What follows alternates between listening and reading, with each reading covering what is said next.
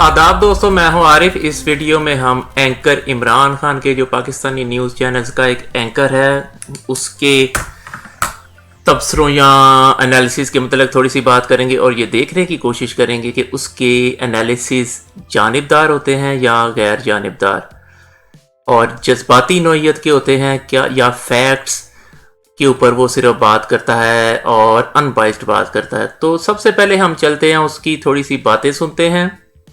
और ये साफ़ी जोन से हैं, ये GNN के ऊपर काम करते हैं और उनका एक अपना शो भी है।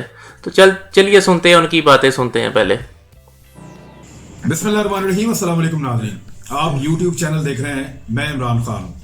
अमेरिका और चीन के बीच में इस वक्त जो कशमकश है उसका जो मरकज है वो पाकिस्तान बनता जा रहा है। दोनों की कामयाबी का ज्यादा इन्हिसार पाकिस्तान पे है। पाकिस्तान खित्ते में एक ऐसी अहमियत रखता है कि ना चाहते हुए भी हमेशा पाकिस्तान मरकज में आ जाता है, यानी किसी भी तनाज़े के बीच में आ जाता है। जब रशिया के साथ अमेरिका को एक जंग करनी थी और रशिया अमेरिका की सुपर पावरी के पीछे पड़ा हुआ था, यानी ऐसा लग रहा था कि रशिया वो स्टेटस ले लेगा जो अमेरिका एंजॉय कर रहा है, तो अमेरिका ने पाकिस्तान को इस्तेमाल किया था और पाकिस्तान ने सोवियत यूनियन के टुकड़े कर दिए थे और उसमें तालिबान भी इस्तेमाल हुए थे, बहुत सारे अरब जंगजू भी आए थे। लेकिन पाकिस्तान की हिकमत अमली थी, पाकिस्तान की फौज थी और पाकिस्तान ने सारा प्लान किया था। और ये पाकिस्तान का ये जो फैसला था अमेरिका के साथ रशिया के खिलाफ जंग में जाने का, ये बिल्कुल ठीक था। रशिया पाकिस्तान के पीछे पड़ा हुआ था। रशिया ही वो मुल्क था जिसने इंडिया के साथ मिलकर मुआहदा किया था पाकिस्तान को तोड़ने का, और रशिया ने पाकिस्तान को तोड़ा था। चूंकि अमेरिका पाकिस्तान का फ्रेंड था, तो जो रशिया ने पाकिस्तान को तोड़ा उसके जवाब में जो अमेरिका था उसने पाकिस्तान के साथ मिलकर रशिया को तोड़ दिया। कि इंडिया को क्या तोड़ना था कि बदला इंडिया से लिया जाता। इंडिया तो फिर भी रशिया का एक चमचा बना हुआ था, एक उनका ऐसे एजेंट काम कर रहा था। सपोर्ट तो उनको सारी की सारी रशिया से ही मिल रही थी। तो अमेरिका और पाकिस्तान ने, जैसे वो कहते होते हैं जीन की जान इस तोते में है, तो इंडिया की जान जिस तोते में थी उसका नाम था USSR। अमेरिका और पाकिस्तान ने मिलकर USSR को तोड़ दिया था। तो इस केस में पाकिस्तान और अमेरिका की दोस्ती साबित हो चुकी हुई है। पाकिस्तानियों को अमेरिका का इस मामले में शुक्रगुजार होना चाहिए। आपका जब मुल्क टूट जाता है तो आपको भी ये गुस्सा होता है, आप चाहते हैं कि ये इन्होंने एक दफा हमारा मुल्क तोड़ा, ये दोबारा भी तोड़ सकते हैं। तो पाकिस्तान ने इंडिया से भी पहले जिस मुल्क के खिलाफ कार्रवाई की थी वो रशिया था, और अमेरिका ने उसमें पाकिस्तान की मदद की थी। और पाकिस्तान को अमेरिका का इस काम में शुक्रगुजार होना चाहिए। अगर अमेरिका की हेल्प ना होती, रशिया इसी तरह पाकिस्तान के पीछे पड़ा रहता। ये बहुत जरूरी था। अब आगे चलते हैं। अमेरिका के साथ मिलकर तो पाकिस्तान उस वक्त बड़ा मरकजी किरदार पाकिस्तान का था। अभी तालिबान के साथ अमेरिका के जो मुज़ाकरात हो रहे हैं, पाकिस्तान का दोबारा से एक मरकजी किरदार है। चाइना एक रोड एंड बेल्ट का एक बहुत बड़ा अजीमुशान मंसूबा लेकर निकला। उस मंसूबे का सबसे ज्यादा इन्हिसार पाकिस्तान पे है, यानी सी पैक जो पाकिस्तान के अंदर से गुजर रहा है, पाकिस्तान चाइना इकोनॉमिक कॉरिडोर, ये जो है ये उसकी रीढ़ की हड्डी है और इसके बगैर चाइना का मकसद मुकम्मल नहीं होता। दोबारा पाकिस्तान अब दुनिया का फैसला करने जा रहा है। वो किस तरीके से? वो ऐसे है कि अगर ये सी पैक मुकम्मल हो जाता है, चीन इस सारे खित्ते के मुल्कों को आपस में जोड़ देता है और एक ऐसी सिचुएशन बना देता है जिसमें उसका माल ना सिर्फ पूरे सेंट्रल एशिया में, एशिया के दीगर ममालिक में, बल्कि यहां से गवादर के जरिए से दुनिया तक पहुंचता है और सस्ते दामों में पहुंचता है। माल की पहुंच जो है उसकी कीमत कम हो जाती है, तो चीन जो है वो बहुत बड़ी ताकत बन जाएगा। उसका मुनाफा जो है वो कई गुना ज्यादा हो जाएगा और उस मुनाफे के साथ वो इस काबिल होगा कि अमेरिका को बड़े पैमाने पे चैलेंज कर पाएगा। अमेरिका और यूरोप ने बहुत रूल किया दुनिया के ऊपर, पूरी दुनिया को अपनी प्रोडक्ट्स बेची हैं इन्होंने, पूरी दुनिया पे अपने मंसूबे इन्होंने भेजे, पूरी दुनिया के अंदर जो है वो इनके मालियाती इदारे काम करते रहे, तो इनकी प्लानिंग के जरिए से दुनिया चलती रही है। अब चीन अपनी प्लानिंग लेकर बाहर आया है और सर निकाल रहा है। इस वक्त दोबारा पाकिस्तान इंपॉर्टेंट हो गया है। अगर पाकिस्तान चीन के साथ खड़ा होता है पूरी तरह, तो चीन अपने मंसूबे में कामयाब होकर सुपर पावर बनने के करीब पहुंच जाएगा और दुनिया के अंदर एक ऐसी पावर के तौर पे उभर के सामने आएगा जो अमेरिका को चैलेंज कर देगी और अमेरिकी इत्तेहादियों को चैलेंज कर देगी। दूसरी जानिब अगर पाकिस्तान अमेरिका के साथ खड़ा होता है और चीन को सपोर्ट कम देता है या नहीं देता, तो इस सूरत में अमेरिका की बालादस्ती कायम रहेगी, क्योंकि चीन को वो बहुत बड़े बड़े माली फायदे नहीं मिलेंगे जो वो सी पैक से उठाना चाहता है। इसके माली फायदे वो पाकिस्तान को कहता है आपको भी मिलेंगे, लेकिन अपने अपने तरीका है इसको मामले को देखने का। अमेरिकन पाकिस्तानियों को चाहते हैं कि वो ऐसे इस मामले को देखें कि आपका नुकसान हो रहा है, आप बहुत बड़े बड़े कर्जे ले रहे हैं, आप कर्जों की दलदल में धंसते चले जा रहे हैं, चीन आपके मुल्क पे कब्जा कर लेगा, आपकी इकोनॉमी पे कब्जा कर लेगा और आप जान नहीं छुड़ा पाएंगे। अमेरिका कहता है कि हम इस तरह देखें। ये जो अमेरिका कह रहा है कि पाकिस्तान के ऊपर बहुत बड़े बड़े कर्जे चढ़ रहे हैं, ये तो सही बात है, क्योंकि जो पिछले 15 साल में सीपैक के ऊपर काम हुआ है थोड़ा या ज्यादा, उसका पाकिस्तानियों को, ये 2006 में बेसिकली ये स्टार्ट हुआ था, कोई आज तक फायदा नहीं मिला। और कर्जा जो है वो पाकिस्तान पर बेतहाशा चढ़ गया है। कोई ग्वादर में कोई एक्टिविटी नहीं हुई जिसे पाकिस्तानियों को लाखों नौकरियां मिल गई। सीपैक के रूट जो जा रहे हैं ग्वादर से लेकर ऊपर चाइना तक, उनमें कोई एक्टिविटी 15 सालों में ऐसी नहीं हुई कि जिससे पता चले कि पाकिस्तानियों को कोई फायदा हो रहा है। जहां तक कर्जे की बात है तो कर्जा वाकई चढ़ा है। इमरान खान तक गया था चाइना, उनसे सिर्फ कर्जे की बात करने के लिए कि हमारे कर्जे कम करो, हमें ये कर्जे नहीं चाहिए। 46 बिलियन जो डॉलर्स लेकर आया था चीन का सदर नून लीग के दौर में। लोग कहते हैं इमरान खान भीख मांगता है, नून लीग वाले भीख का वेट कर रहे थे, इमरान खान को ताने मार रहे थे कि चाइना का सदर आ रहा है भीख देने के लिए 46 बिलियन डॉलर की, और तू बीच में रोड़े अटका रहा, अपना धरना तूने शुरू किया हुआ है। इन लोगों ने, नून लीग ने बेसिकली सारी की सारी भीख इकट्ठी की है। जब तक पीपल पार्टी का और मुशर्रफ का दौर था तब तक तो मुआहदे ही सिर्फ साइन होते रहे थे, लेकिन भीख जिसके दौर में इकट्ठी की गई है वो नून लीग है। इमरान खान उन कर्जों के ऊपर जो सूद है, उनकी शरह, उन कर्जों को वापस करने के चक्कर में चाइना गया था। ये लोग कहते हैं इमरान खान भीख मांगने निकला था, भीख मांगने नहीं निकला था। चाइना, इमरान खान ने 1-2 दफा सिर्फ इसीलिए चक्कर लगाया था कि इन मुआहदों को रिव्यू करो, हमारे कर्जे कम करो। और ये जो अमेरिका बात कर रहा है, ये इमरान खान ने ना सिर्फ मानी थी बल्कि चाइना गया इसी काम से था। इमरान खान ने ऑरेंज लाइन के लिए आज तक एक धेला भी नहीं लिया चीन से। ये शहबाज शरीफ भिखारी जाया करता था चाइना भीख मांगने के लिए। और ये वाली जहां तक बात है अमरीकिया के, ये जो अमरीकियों की, अमरीकियों ने पाकिस्तानियों को देखा चीनियों से बात करते हुए, इस बात में सब्सटेंस है। हम लोग तो जाहिल लोग हैं, अमरीकी इतने जाहिल लोग नहीं, सुपर पावर है वो, ऐसे ही सुपर पावर नहीं बन जाता। उनकी बात में एक सब्सटेंस है, एक अहमियत है उसकी। इंडिया जैसा कोई गरीब मुल्क, नाकाम मुल्क बात करे, कोई श्रीलंका जैसा बात करे, कोई अफगानिस्तान जैसा बात करे, तो उनकी बातों की कोई अहमियत नहीं है। अमेरिका की हर बात की एक अहमियत है, वो सही बात कर रहे हैं। पाकिस्तान का वजीर आजम इमरान खान ने जो चक्कर लगाया था चाइना का वजीर आजम बनते साथ ही, कर्जों की शरह कम कराने के लिए लगाया था। लोग समझते इमरान खान भीख मांगने गया था, चाइना वाले नहीं थे माने वो, उन्होंने कहा था कि ये वाले मुआहदे कैंसिल नहीं होंगे, हम लोग आपकी थोड़ी सी बात मान लेंगे। जो भी नून लीग के नायलों ने वो जो इतने बड़े बड़े कर्जों वाले प्रोजेक्ट लिए हुए हैं उनको हम टोटली कैंसिल नहीं करेंगे, थोड़ा सा उनको एडजस्ट कर देंगे, आप लोग को थोड़ा सा रिलैक्स कर देंगे बर्डन आपके ऊपर। तो ये अमेरिका वाले सही बात कर रहे हैं।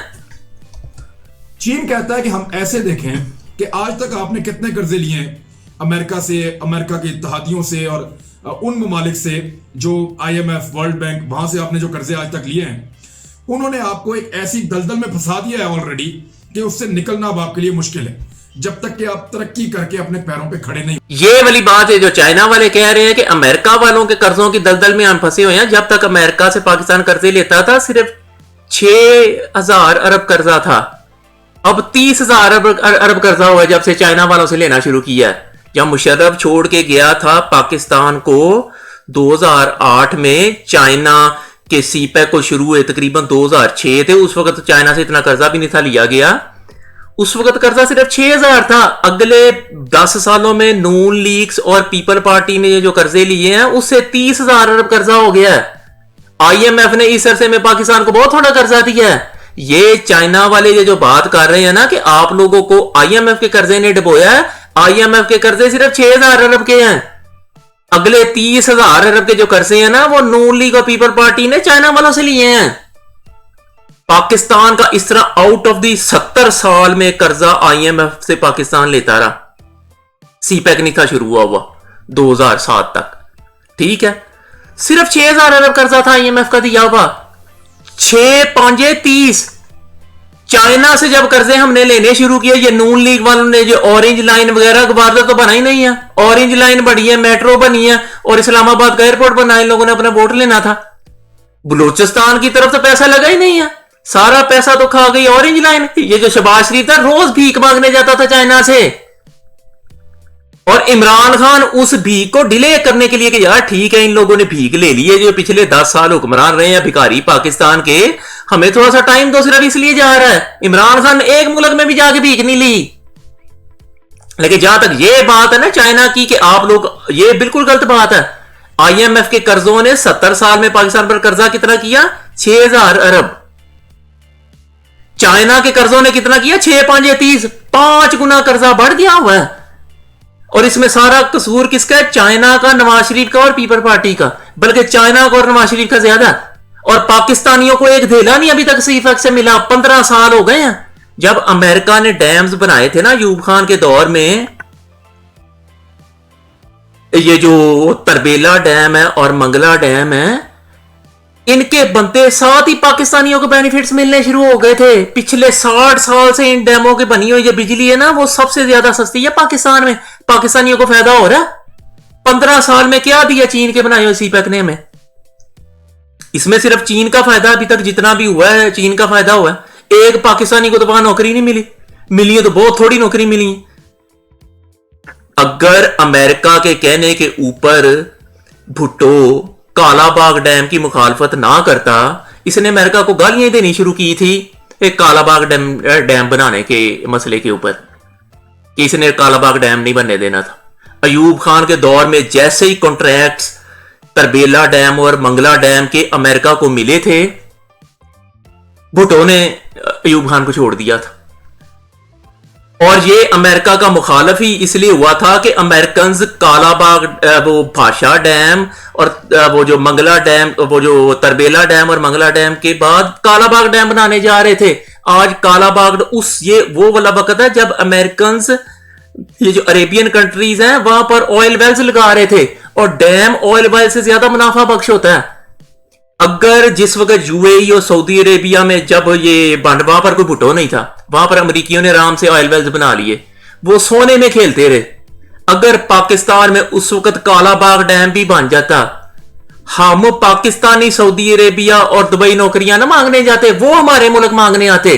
और भुट्टो ने क्या किया? रूसियों के साथ मिलकर पहले मुल्क तोड़ा, ठीक है, वहां से ये सोशलिज्म की तलीमें लेता फिर रहा था, हैं। बाद में इसने रूसियों से कालाबाग डैम की जगह लॉलीपॉप लिया दोस्ती का, वो जो है स्टील मिल्स, वो स्टील मिल्स आज तक कामयाब नहीं गई। अगर पाकिस्तान उस वक्त रूसियों के कैंप में ना जाने की कोशिश करता, ना पाकिस्तान में करप्शन आती, अमरीकी कालाबाग डैम बना देते, पिछले 60 साल से हम तरबेला डैम और मंगला डैम की कमाई एक ही तरह उसका फायदा उठा रहे होते और कमाई खा रहे होते।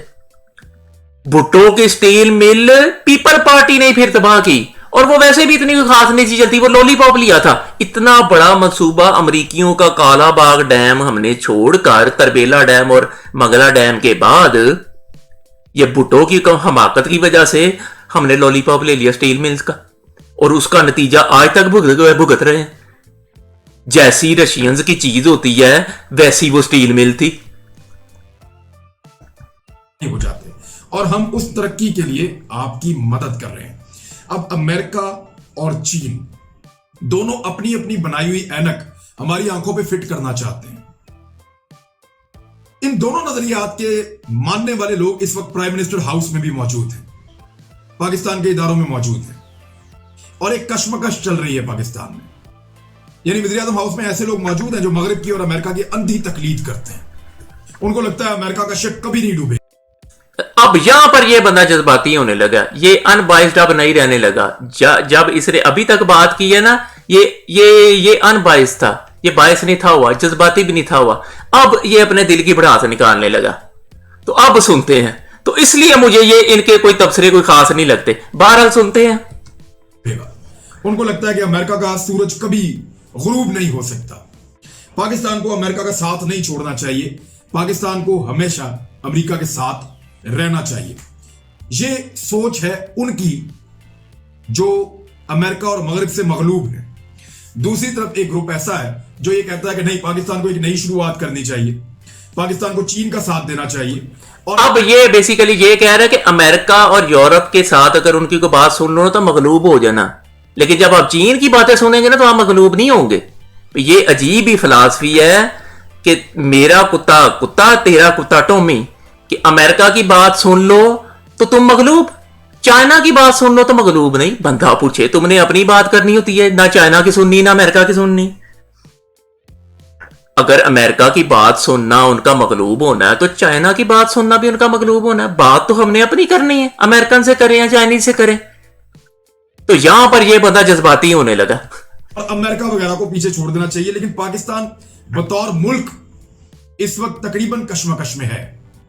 क्लैरिटी कहां पे है वो मैं आपको भी बताऊंगा, लेकिन कश्मकश ये है कि अमेरिका को भी जवाब नहीं दे रहा और चीन के साथ भी काम चला रहा है।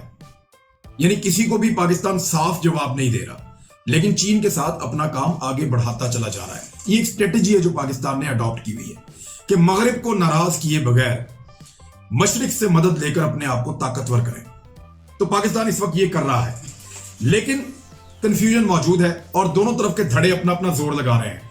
अमेरिका ने बहुत सारी इन्वेस्टमेंट की है पाकिस्तान में अब लोगों के ऊपर कि वो पाकिस्तान में क़यादत को और जो राय आमा है उसको हमवार करे और ये माहौल पैदा किया जाए पाकिस्तान में कि लोग ये सोचने पर ये जो बात कर रहे हैं कि अमेरिका ने इन्वेस्टमेंट की है पाकिस्तान में, कोई ऐसी कि वो कोई ऐसा प्रोपेगेंडा करें कि अमेरिका की तरफ सोचे। ये बेसिकली चाइना ने की हुई है इन्वेस्टमेंट। ये जो सीपैक हो रहा है ना, ये चाइना ने इतनी बड़ी इन्वेस्टमेंट की हुई है, इतनी बड़े बड़े पैसे दिए हुए हैं कि वो लोगों को कुछ समझ ही नहीं आ रही। जब आपको इतना पैसा खाने को मिल जाता है ना तो आपके होश वैसे ही गुम जाते हैं, चाहे वो कर्जा ही हो। ये अमेरिका ने कोई ऐसी इन्वेस्टमेंट नहीं की हुई, ये चाइना की इन्वेस्टमेंट की हुई है जिससे कर्जा आज 30,000 अरब तक पहुंचा हुआ है और संभाला ही नहीं जा रहा। आईएमएफ का कर्जा 6,000 अरब 70 साल में, चाइना का दिया हुआ कर्जा 10 साल में 30,000 अरब। तो ये वाली सिचुएशन हुई है। तो ये इतना जब माल आपको खाने को मिलेगा ना तो वो तो सारे टीवी चैनल बोलना शुरू कर देंगे चाइना जिंदाबाद, चाइना जिंदाबाद। तो ये बेसिकली ये जो रिश्वत ये जो बात कर रहे हैं ना, वो अमेरिकन की तरफ से रिश्वत आई होती तो हमने छोड़नी थी। ये चाइना की तरफ से ये जो रिश्वत आई है ये उसकी वजह से सीपैक हो रहा है। कोई बंदा सोच ही नहीं रहा कि यार अमेरिका ने भाषा डैम बनाया, वो क्या कहते हैं तरबेला डैम बनाया, मंगला डैम बनाया, कालाबाग डैम भी वो बनाने जा रहा था। हमने आज तक शुक्र अदा किया। क्यों? क्योंकि वो रिश्वत नहीं देते, पैसे नहीं ना खर्चते। जैसे ही वो बुलाए हमने ना शुक्रिया शुरू कर दी। अब चीनी काम पर कम पैसा लगा रहे हैं। पिछले 15 साल में ये पिछले 15 साल में अमेरिका ने कालाबाग डैम बनाया होता ना, आज पाकिस्तान में बिजली फ्री मिल रही होती लोगों को, लोड शेडिंग होती ना। लेकिन हमें चाइना का मंसूबा चाहिए। जैसे ही कालाबाग डैम की बात करो, पीपीपी और नून लीग गालियां देनी शुरू कर दे, कोई मुल्क के खिलाफ है। सीपैक बनाओ जिसमें मुल्क का फायदा ही नहीं है, सिर्फ चाइना का फायदा। बंदा पूछे चाइना वाले उधर से माल गुजार रहे हैं, नहीं गुजार रहे, पाकिस्तानियों को ना उधर कोई जॉब मिली है आज तक, ना उधर से कोई कमाइयां हो रही। कभी सुना आपने अखबारों में कि ये पाकिस्तानी चीनियों के नीचे लेके काम करे, बड़े बड़े अमीर होते जा रहे हैं। ये सारा काम पिछले 15 साल से अमरीकी ये चीनी कर रहे हैं। पाकिस्तान पर बोझ बढ़ता जा रहा है। जब तरबेला डैम और मंगला डैम बना था ना, उस पर भी पाकिस्तान को कर्जा मिला था। वो कर्जे आसानी से वापस हो गए थे, इतनी आसान शराइत पर थे। चाइना वालों से इमरान खान ने अब जाके जोर लगाया कि यार हमारे ऊपर तुमने इतना कर्जे का लोड डाल दिया, थोड़े से कर्जे कम करो। और फिर उन्होंने कुछ किया है, मानना शुरू किया है। मजबूर हो जाएंगे। चीन गालिबन हमारे फायदे की बजाय हमारा ज्यादा नुकसान कर देगा। अब मैं आपके सामने कुछ फैक्ट्स। अब आप ये सोचे कि चीन हमारे फायदे की बजाय गालिबन नुकसान कर देगा, हकीकतन नुकसान करेगा। तरबेला डैम और Mangla dam made in America या मेड इन जापान, ये चीजों की क्वालिटी होती है मेड इन जर्मनी। अब मेड इन चाइना चीजों को आपको पता है, भाषा डैम मेड इन चाइना बनना। आप सोचे कि तरबेला डैम और Mangla dam made in America और भाषा डैम मेड इन चाइना, तो सोच ले क्वालिटी क्या होगी। वो तो मैं भी शुक्र कर रहा हूँ कि चलो बनना तो शुरू हुआ है कि इमरान खान ने चलो आके पुराने तो बना ही नहीं थे रहे कि बादशाह डैम के कालाबाग डैम के ऊपर तो वैसे ही रफड़ पड़ चुका हुआ है क्योंकि उसकी अमरीकियों ने बात कर दी हुई है। तो बादशाह डैम ही चलो अब बनाओ। लेकिन कभी कभी मैं सोचता हूँ कि यार ये डैम जब बनेगा तो वो तो क्वालिटी वाले अमरीकियों ने डैम बनाए हुए हैं, कर्जा भी कोई नहीं था पाकिस्तान को चढ़ा। तो ये बादशाह डैम अब पता नहीं कितने कर्जे चढ़ाएगा हमारे ऊपर सी पैक के बाद है। और इसकी क्वालिटी मेड इन चाइना कैसी होगी है, बेड़ा गर्क ना कर दें।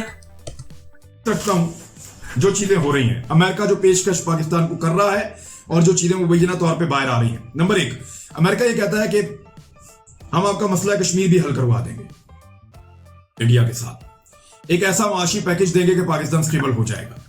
जो फंड्स रुके हुए हैं, कोलिशन सपोर्ट फंड या बाकी जो फंड्स अमेरिका की जानिब से रुके हुए हैं, वो पाकिस्तान को मिल जाएंगे फौरी तौर पे। और इसके लिए पाकिस्तान को करना क्या होगा बताता हूं। तरक्याती मंसूबों में जो इमदाद है वो अमेरिका करेगा, और जो वीज़ों का इजरा है वो बड़ा आसान किया जाएगा पाकिस्तानियों के लिए यूरोप में और अमेरिका में। तालीम और सेहत के शोबों में इमदाद देंगे, दिफाई इमदाद की बहाली हो जाएगी पाकिस्तान की, और पाकिस्तान को खित्ते में एक अहम किरदार और रोल मिलेगा।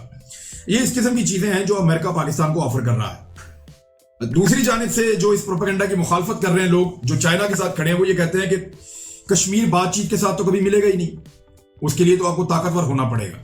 और इस खित्ते में चीन ताकतवर है, अगर चीन और पाकिस्तान मिलकर हिम्मत करें तो कश्मीर आजाद हो सकता है।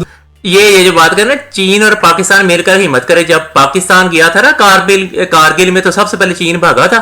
मुशर्रफ और नवाज शरीफ दोनों गए थे चाइना, उन्होंने हेल्प करने से साफ इनकार कर दिया था। चीन और पाकिस्तान ने क्या हेल्प करनी है, पाकिस्तानी उधर इंडिया की फौज को मार रहे थे, इंडिया की फौज उधर भाग रही थी और चीन ने हमारी टांग खींच ली। पहले मुशर्रफ गया चीन से बात करने के लिए कि तुम हमारी जो होता ना सिर्फ सफारती सपोर्ट करो, चाहे फौजी सपोर्ट ना भी करो, लड़ो चाहे ना ही हमारे साथ। चीनी नहीं माने, निकालो अपनी फौजें। फिर मुशर्रफ ने नवाज शरीफ को भेजा, तो नवाज शरीफ तो बड़ा नायल तो है ही कोई नहीं, उसने तो किया कराया काम भी बिगाड़ दिया होना। वो तो मिला हुआ था बीच का ने वाजपेयी के साथ, उसको फोन कर करके बता रहा था कि मेरी तो फौज मेरे साथ नहीं है। तो ये हशरों नहीं था। लेकिन मुझे हैरानी आती है कि पाकिस्तान की फिर हेल्प चाइना ने नहीं की थी, अमेरिका ने इंडिया के साथ बात की। क्लिंटन ने पाकिस्तान पर एक और एहसान फरमाया था। जब नवाज शरीफ गया था तो उसने, ये अमेरिका की 4 जुलाई की छुट्टियां थी, उसने छुट्टियों से आके बात की थी नवाज शरीफ के साथ। जब ये लोग कहते हैं ना, ये नून लीग वाले, कि मुशर्रफ ने अमेरिका की काल सुन ली, बड़ा बुज़दिल था। मुशर्रफ ने तो अमेरिका की काल सुनी थी। ये नवाज शरीफ अमेरिका भागा भागा गया था, क्लिंटन के पांव पर गिरकर इसने नाक रगड़ी थी कि हमें इंडिया से बचाओ। क्लिंटन के पांव पर लिटरली नाक रगड़ी गई थी। इसने पाकिस्तान को जलील कराया था अपनी फौज के साथ खड़ा होने की बजाय कि चाइना ने तुम्हारे साथ नहीं मिल रहे तो तुम ही अपनी फौज के साथ खड़े हो जाओ। ये वाजपेयी के साथ मिला हुआ था, अपनी फौज के साथ क्या खड़ा होता। नाक रगड़ के इन्होंने अमेरिका से एहसान लिया था। और एहसान लोग कहते होते अकलमंद लोग, अगर किसी का एहसान ले लो ना, क़यामत तक ना भूलो। अमेरिकन ने हमारे ऊपर एक और एहसान फरमाया हुआ है कि हमें उधर से खाली हाथ नहीं तोड़ दिया कि जाओ अब इंडिया के साथ जाके लड़ो। जब हमारा वजीर आजम अपनी फौज की टांग खींच के पहुंचा था ना, और चीनियों की टांग खींचने की वजह से अमेरिका, तो अमेरिका ने दोस्ती का हक अदा किया था। उन्होंने इंडिया वालों को कहा था कि इनके साथ कोई नहीं जंग करनी। तो अमेरिका जहां पर जंग रुकवा सकता है, वहां कश्मीर का मसला भी हल करवा सकता है। सिर्फ उनके साथ आपको जाके बात करनी पड़ेगी। चाइना में तो इतनी हिम्मत नहीं है कि वो इंडिया को कह सकता कि तुमने पाकिस्तान को हाथ नहीं लगाना, दफा हो जाओ यहां से। ये अमेरिका ने कहा था। चीन तो एक थर्ड क्लास की पावर है, वो क्या कर सकता था। इंडिया ने चाइना की सुननी कोई नहीं थी। तो वो तो अमेरिका था, तो वो तो सारे मुल्कों को वैसे ही सीधा रखता।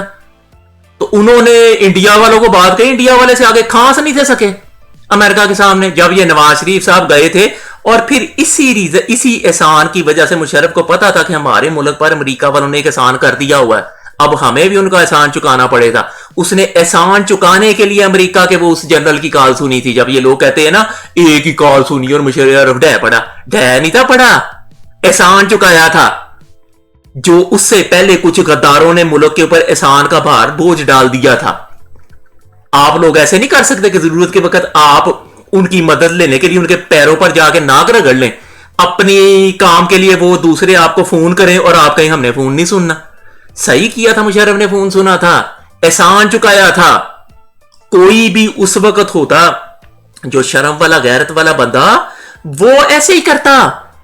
जो बेशरम नवाज शरीफ वगैरह पीछे कर गए हुए थे ना, उसका नतीजा यही निकलना था। मुशर्रफ रोकता रहा था नवाज शरीफ को कि नहीं जाना अमेरिका, लेकिन ये वाजपेयी के साथ रला हुआ था। अदरवाइज ये ख्वाब ही है, और अमेरिका कभी भी इंडिया से आपको कश्मीर लेकर नहीं दे सकता, ये दूसरे तबके का कहना है। और ये अमेरिका ही लेके दे सकता है। पाकिस्तान ने पहले भी जब कायदे आज़म का दौर था, लोग ऐसे ही बातें किया करते थे जैसे ये कामरान खान बात कर रहा है, ये इमरान खान बात कर रहा है।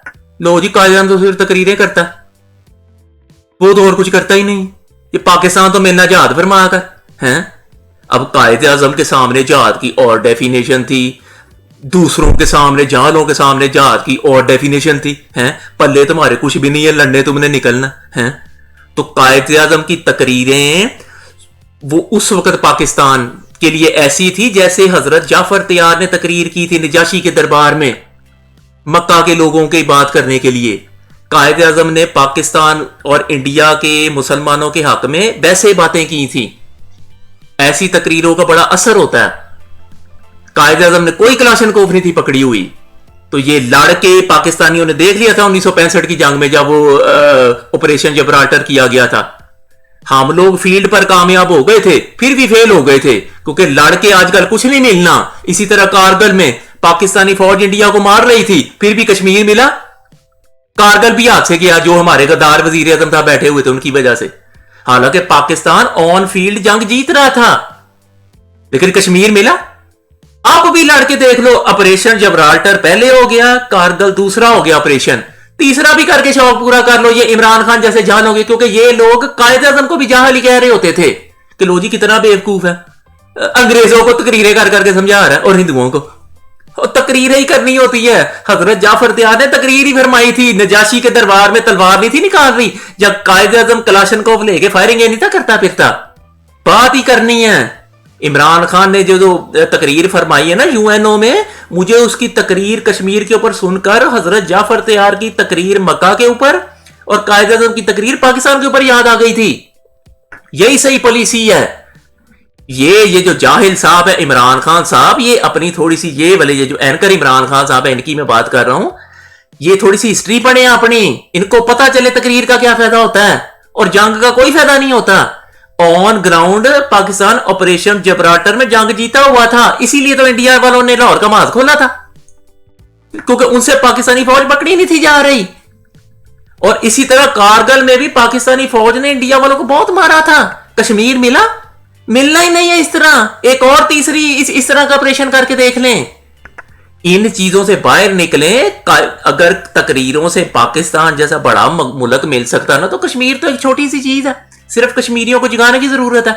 मोदी ने उधर लॉकडाउन किया हुआ, वो सोए पड़े हैं मकबूजा कश्मीर वाले, हत्या कि हमारे आजाद कश्मीर वाले भी नहीं बोल रहे। जब तक ये लोग बोलेंगे नहीं, बड़े सगीर के सब कॉन्टिनेंट के मुसलमानों को जगाने वाला कायदा मौजूद था। जब तक कश्मीरियों में से कोई लीडर नहीं जागेगा, कुछ नहीं बनेगा। इमरान खान उनको जगाने की कोशिश तो कर रहा है, अल्लाह करे वो जाग जाए। पैकेज पाकिस्तान को नहीं चाहिए, वो बहुत दफा मिले। हमें मईशत चाहिए, वो सपोर्ट चाहिए जो हमें कारोबार दे, हमें कोई मछली लाकर ना दे, हमें मछली पकड़ना सिखाए। तो ये चीनी कहावत भी है, तो ये लोग ये एक आर्गुमेंट है दूसरी तरफ से। और इमदाद और फंड्स पाकिस्तान का जो कोलिशन सपोर्ट फंड और बाकी चीजें, वो पाकिस्तान का हक है। वो पाकिस्तान का हक रोका गया था, पाकिस्तान ने बड़ा पाकिस्तानियों का हक सिर्फ पाकिस्तानियों ने खुद रोका था जब वो भुट्टो के पीछे लगे थे, और कालाबाग डैम भुट्टो ने नहीं बनने दिया।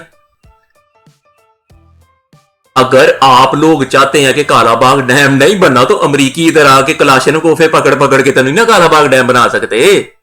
उन्होंने तो तरबेला डैम बनाया, मंगला डैम बनाया, कालाबाग डैम भी बना देना था। आप लोगों का भुट्टो कह रहा हो कि मेरा कालाबाग डैम नहीं बनने देना है आप, और तो यहां पर अमरीकी आ गया पिस्तौले चला के सारों की कनपटियों कर पिस्तौल रख के तो नहीं बता सकते कि यार कालाबाग डैम इस तरह बनना। तो कालाबाग डैम बने, भाषा डैम बने। इन डैमों से ये जो सऊदी अरब के कुएं हैं ना, ये जो अमेरिका वालों ने उसी दौर में बनाए थे जब ये तरबेला डैम और मंगला डैम वो पाकिस्तान में बना रहे थे। पानी तेल से ज्यादा कीमती चीज है। ये भाषा डैम और कालाबाग डैम जिस दिन बन गए, ये सऊदी अरब और यूएई और कतर वगैरह के तेल के कुओं से ज्यादा पाकिस्तान को फायदा देंगे। डैम तेल के कुओं से ज्यादा बड़ी चीज है। इतना तेल उनके पास नहीं है जितना हमारे पास पानी है। रोल प्ले किया, बड़ी कुर्बानियां दी हैं, वो पाकिस्तान का हक पाकिस्तान को गैर मशरूत तौर पे मिलना चाहिए। तरक्याती मंसूबे पाकिस्तान में बहुत सारे पहले लगाए गए हैं कर्जे ले लेकर, और वो कर्जे हम नहीं उतार सके आज तक। तो तरक्याती मंसूबे अपने पैसों से लगाए जाए, सी पैक के अलावा जो है आप पैसा बनाए सी पैक से। ये देखे कितना चालाक है कि तरक्की ये होता है चीन से माल मिले हो तो ये होता है चीन का प्रोपेगेंडा कि क्या बता रहा है कि तरक्याती मंसूबों पर ना अपने पैसे लगाने चाहिए, कर्जों वाले पैसे नहीं लगाने चाहिए हैं। लेकिन जैसे चीन के नहीं उधर लगा दो। कितना चालाक है। मेरा कुत्ता कुत्ता तेरा कुत्ता टॉमी है। ये है ये लोगों को बेवकूफ बनाने का तरीका। और ये ना बेसिकली, और मैं ये कहता हूं कि ये इसको भी चीन से पैसा मिला होना। ये चीन वालों ने जितना पैसा लगाया हुआ है ना, कि कैसी बात की जा रही है। नहीं असूल ये है कि तरक्याती मंसूबों पर ना अपना पैसा लगाओ। हाँ चीनी जहां पर मसरूत वहां पर लगाओ, दूसरों का पैसा है। बंदा पूछे यार यही असूल अमरीकियों के लिए भी बना लो। असूल तो होता है हर एक के लिए असूल के यार, ना हमने चीन से पैसा लेना ना हमने अमेरिका से पैसा लेना। ये कौन सा असूल है। नहीं अमेरिका अगर पैसा लगाने लगता है तो नहीं लगाना, हम अपना पैसा लगाएंगे। क्योंकि बहाने से ना कर दो, काला बाग डैम नहीं बनना चाहिए। हाँ चीन का सीपैक, चीन को फायदा ना, हमें फायदा कोई नहीं। चीनी सीपैक से फायदा उठा रहे हैं, उनके बंदे इधर आके काम कर रहे हैं, बिलियंस ऑफ डॉलर लगा रहे हैं, बिलियंस ऑफ डॉलर कमा रहे हैं। पाकिस्तानी किसी को पिछले 15 साल में क्या मिला सीपैक से? एक बंदा मुझे दिखा दे जो सेठ बन गया हो। कुछ भी नहीं मिला, ना कुछ मिलना।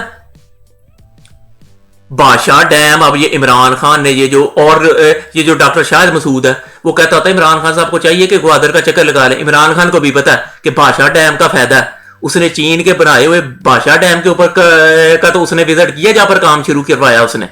ग्वादर का उसने विजिट नहीं करना, क्योंकि इमरान खान को पता है कि ग्वादर का पाकिस्तान को कितना फायदा होगा जिस तरह ये चीनी काम कर रहे हैं। और उसे पता है कि बादशाह डैम है असल मंसूबा। आप लोग नोट करें कि डॉक्टर शाहिद मसूद के कई दफा कहने के बावजूद कि ग्वादर का चक्कर लगवा दे, इमरान खान ने कहां का चक्कर लगाया? वो जो लीडर है ये वाला इमरान खान, जाहिल इमरान खान नहीं, जो पढ़ा लिखा इमरान खान है, जो प्राइम मिनिस्टर है, उसने बादशाह डैम का चक्कर लगाया। उसे पता है ये सऊदी अरब के तेल के कुओं से ज्यादा पाकिस्तान को फायदा देगा अगर चीनी ये बना देते हैं। मुझे तो वैसे अभी भी शक है कि मेड इन चाइना बादशाह डैम कैसा होगा। वो जो मंगला डैम और तरबेला डैम है वो तो अमेरिका के बनाए हुए डैम है। पाकिस्तान में लोग कहते होते हैं जो अंग्रेजों ने चीजें बनाई हुई हैं, पुल वगैरह वो 100 साल से चल रहे हैं। और ये जो रिसेंटली पुल बने हैं जो सारे बेसिकली चीन ने बनाए हैं, पाकिस्तानी तो पुल भी नहीं बनाते, जो 2-2 दिन में गिर पड़ते हैं। वो मेड इन चाइना पुल बने हुए हैं। अब मैं सोचता हूँ कि बादशाह डैम भी अगले दिन ना गिर पड़े। दुआ या मेरी कि कौम का इतना पैसा लगा हुआ है कि तो चीनी कोई क्वालिटी वाली चीज बना भी दे। अव्वल मैं एक्सपेक्ट तो नहीं कर रहा। अब मैं इस जाहिल की बकवास को बंद करता हूं। आप लोग भी अपनी राय कमेंट सेक्शन में दे सकते हैं। देखने का शुक्रिया।